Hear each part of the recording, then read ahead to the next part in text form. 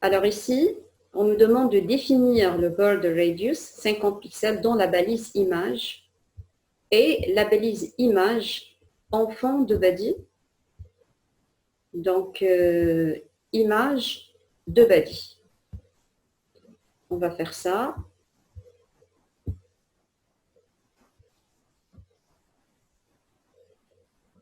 Image en fond de figure. Donc, l'image qui vient directement sous figure. Donc ici, figure, image. Donc ici, image est un enfant direct de figure. C'est ça l'image. Elle est intégrée dans une balise parente figure. Voilà, border radius. On voit que l'image, elle a pris un peu une bordure donc, particulière. C'est bon. Donc on passe. Et là, on passe à ça. Donc, nav, qui est voisin direct de header. Donc là, on précise voisin direct. Donc, à ça, on va définir les propriétés ci-dessous. Tout ça.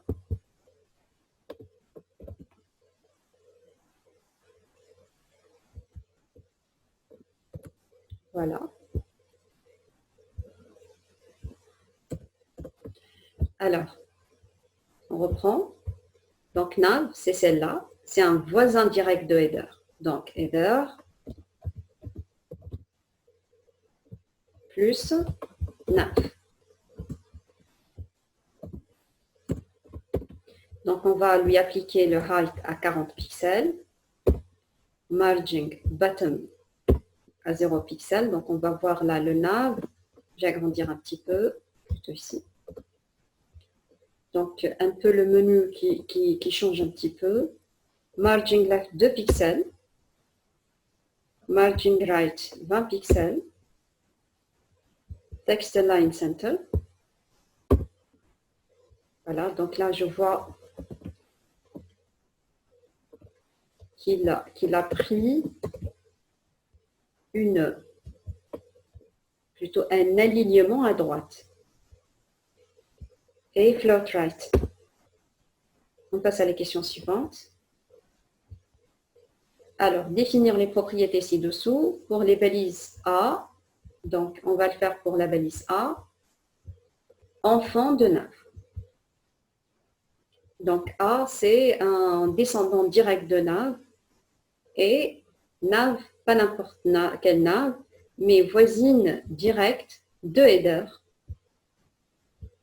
Donc l'élément A de nav, voisine directe de header. Et là, on nous donne un ensemble de mise en forme ou de propriétés donc, à appliquer. On va prendre une copie de tout ça.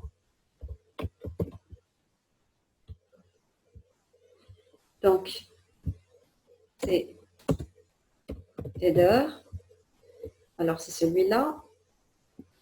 Plus nav. Parce que nav vient directement après header. Et l'enfant direct A. On va appliquer toute cette mise en forme. Donc, le width, c'est 170. Le height, c'est 30.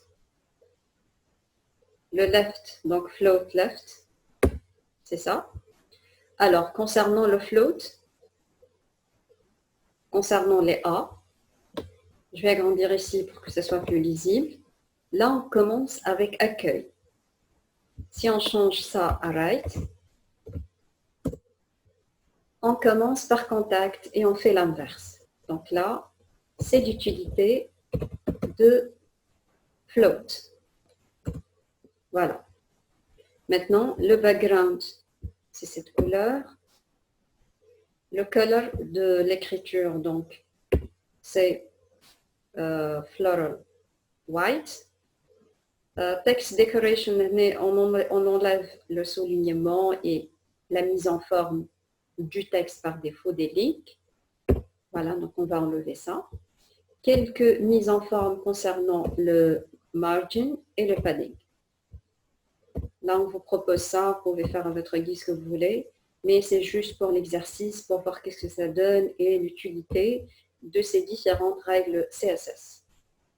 Alors, border color, ça c'est la couleur de la bordure. Et cette petite mise en forme là de la bordure avec radius, voilà, donc point virgule, c'est ce que ça donne. Voilà, ceci est fait. On passe, question suivante. Définir les propriétés ci-dessous pour les balises, donc OL, donc ordered list, descendant de section. Alors, toutes les balises ordonnées dans les balises section, on va leur appliquer les propriétés CSS suivantes. Alors, l'idée, OL, descendant de section. Donc, section, OL. Alors, ici, on utilise juste un espace pour dire que le deuxième sélecteur est un descendant du premier sélecteur. Voilà, ceci est dit, donc je passe. J'ai collé toutes les propriétés demandées. Alors ici, ce qu'on va mettre en forme, en fait, c'est le contenu des sections. Et là, je parle des sections numérotées.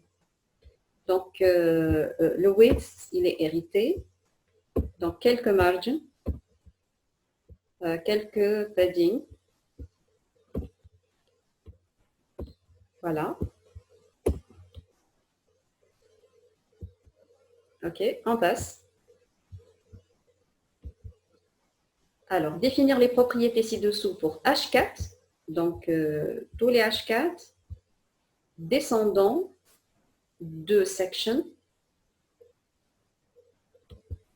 H4 descendant de section. Voilà. Là, je vais donner la première solution. C'est à vous de donner la deuxième solution dans le compte rendu. Donc, la première solution, c'est d'utiliser l'espace, tout simplement. Donc, je reviens. C'est le H4 descendant de section, voilà. Donc, H4 descendant de section. On se limite à faire juste de l'espace. Voilà, donc, il hérite le width, color, black, text decoration, donc on va enlever la décoration par défaut du texte. On va ajouter un petit alignement.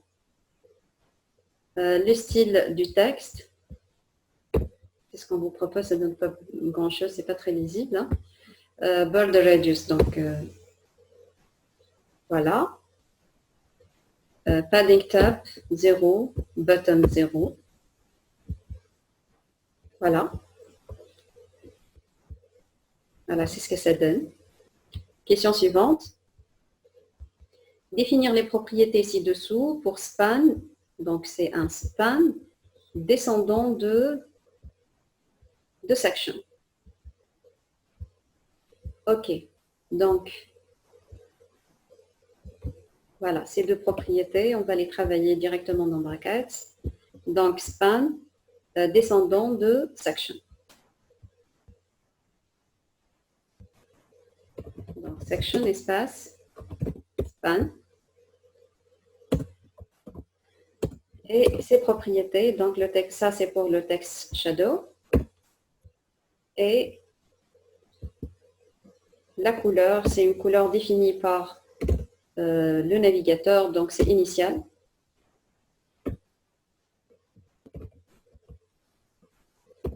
Voilà. On voit que c'est les balises span qui ont changé de couleur. Donc, ces balises dans le fichier HTML sont, plutôt le texte, il est intégré dans les balises span. OK? Alors, on passe aux questions suivantes. Définir la propriété ci-dessous pour span descendant de footer. Donc, même dans footer, il y a, dans la troisième colonne, donc il y a une balise span. On va lui affecter une couleur un peu particulière, donc blond. Donc, c'est span descendant de footer. Voilà, c'est ça.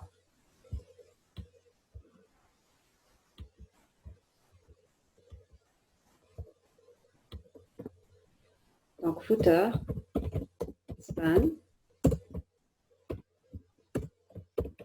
color white. Voilà, on voit le texte qui est devenu blanc. OK. Ensuite, définir les propriétés ci-dessous pour nav. Alors, nav descendant de footer. Donc, c'est le nav de footer et c'est un descendant. Donc, on va utiliser ces propriétés. Donc, c'est nav descendant de footer. Footer, nav.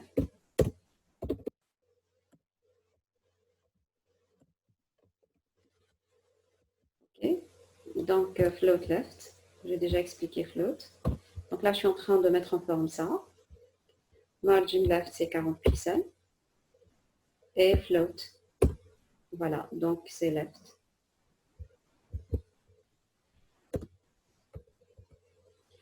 OK.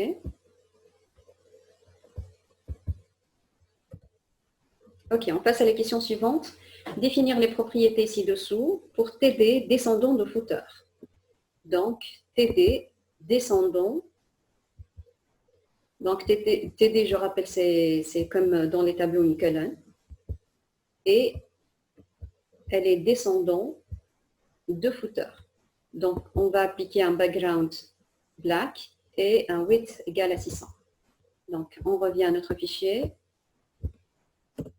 Donc, TD descendant de footer TD.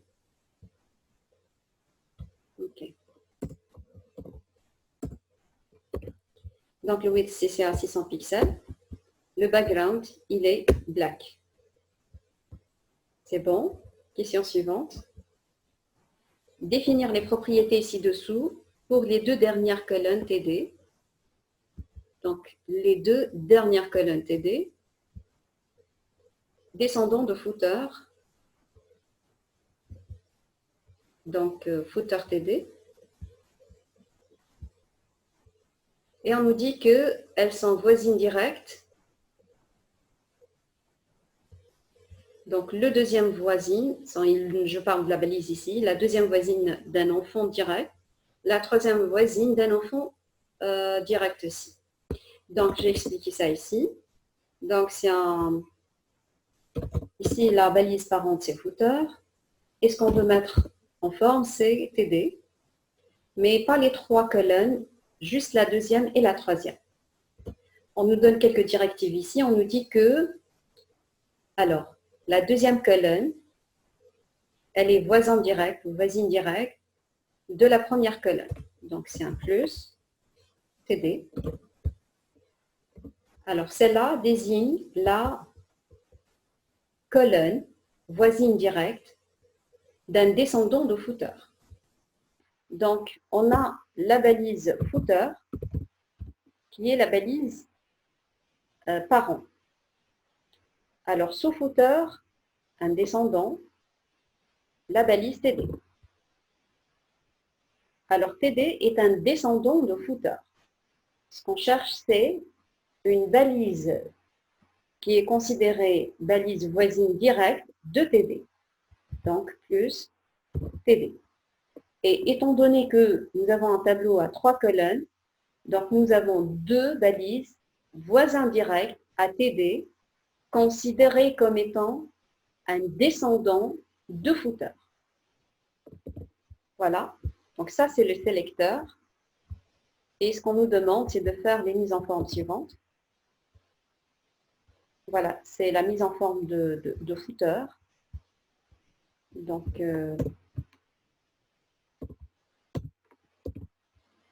alors, pour la taille des TD, on va fixer ça à 300 pixels. OK. Le texte, il est centré. Et le background white. Donc, ici, c'est seulement la deuxième et la troisième colonne à qui on a appliqué donc, le background white. Voilà, ceci est fait. On passe à la question numéro 12. On nous dit définir les propriétés ci-dessous pour la troisième colonne. Donc, le dernier TD de notre tableau. Et seulement à ça, inclus en footer, Elle est considérée comme étant voisine générale, donc voisine générale de la deuxième colonne, qui est une voisine directe de la première colonne. Donc ici, on va reprendre ça. Alors, l'idée est la suivante. On a besoin de considérer seulement la troisième colonne. Ça, c'est un sélecteur qui considère la deuxième et la troisième colonne. Donc, on va ajouter ici un autre TD pour désigner la troisième colonne. On a deux solutions possibles. Soit utiliser donc le plus, donc c'est le voisin direct d'un voisin direct descendant au footer. Mais dans cet exercice, on nous demande de tester donc tilt. Voilà, tilt TD. On va prendre ce sélecteur, lui et la propriété demandée. Et on va les tester directement dans notre fichier brackets et dans visualisation et dans la visualisation. Donc, voilà le sélecteur.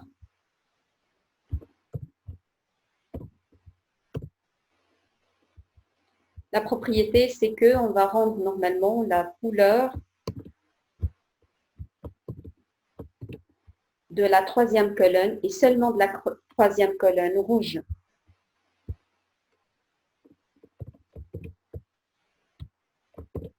Voilà. Alors, explication directement dans le site.